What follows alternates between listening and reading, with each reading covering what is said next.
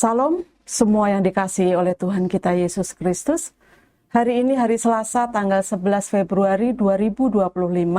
Renungan kita berjudul Membaca Arah Zaman. Firman Tuhan kami ambil dari kitab Kejadian pasal yang ke-41 ayat yang ke-25 sampai dengan ayat yang ke-26. Demikian firman Tuhan. Lalu kata Yusuf kepada Firaun, "Kedua mimpi tuanku Firaun itu sama. Allah telah memberitahukan kepada tuanku Firaun apa yang hendak dilakukannya. Ketujuh ekor lembu yang baik itu ialah 7 tahun, dan ketujuh bulir gandum yang baik itu ialah 7 tahun juga. Kedua mimpi itu sama." Fiona adalah seorang perempuan yang punya pekerjaan yang sangat bagus berkat kemampuannya dalam berbahasa Mandarin. Tetapi pada 2013 ketika Fiona mendaftarkan diri ke jurusan pendidikan bahasa Mandarin, penolakan datang dari mana-mana. Alasannya jurusan tersebut dianggap tidak memiliki prospek yang cerah. Tidak hanya guru SMA saja yang mempertanyakan keputusan Fiona, orang tuanya pun demikian. Selain prospek kerja yang amat meragukan, perempuan asal Solo ini adalah Jawa Tulen. Tidak ada garis keturunan Tionghoa di keluarganya. Maka Fiona cukup maklum mengapa keluarganya berdebat panjang soal jurusan kuliah yang dia ambil. Tetapi Fiona sudah mantap dengan pilihannya. Fiona bersikeras memutuskan untuk memilih jurusan pendidikan bahasa Mandarin di Universitas Negeri Malang. Setelah menyelesaikan studinya tanpa hambatan selama 9 semester, Fiona pun langsung dapat pekerjaan.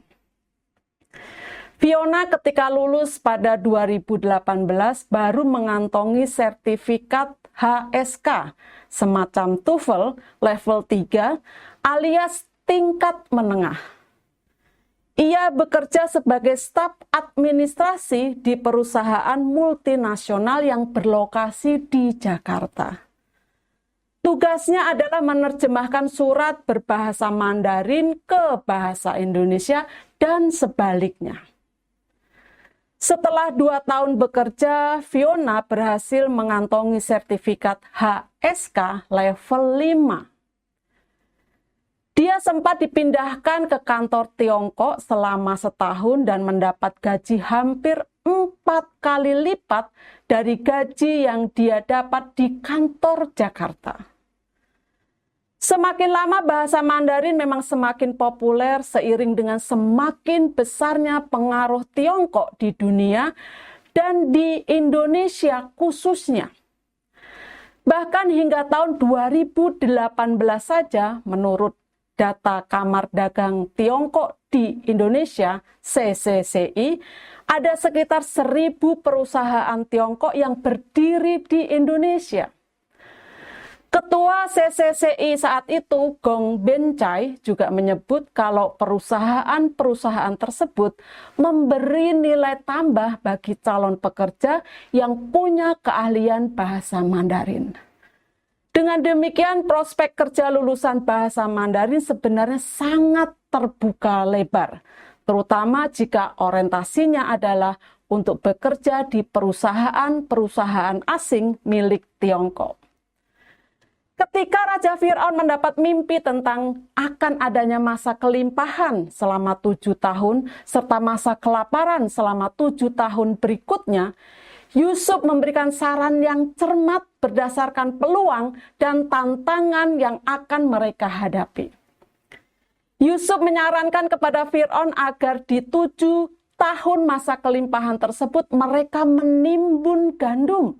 Sehingga ketika tiba masa kelaparan selama 7 tahun, mereka ada stok pangan dan tidak kelaparan.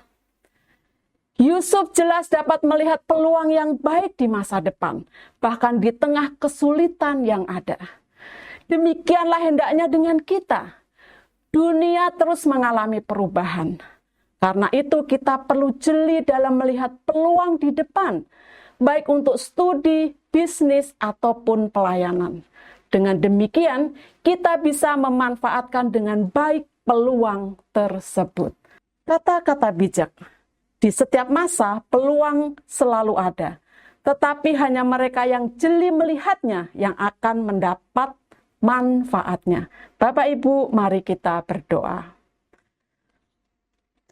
Bapa, beri aku hikmat untuk dapat mengerti peluang yang ada di masa mendatang, sehingga aku dapat memanfaatkannya dengan baik. Dalam nama Tuhan Yesus aku berdoa dan bersyukur. Amin. Tuhan Yesus memberkati kita semua. Amin.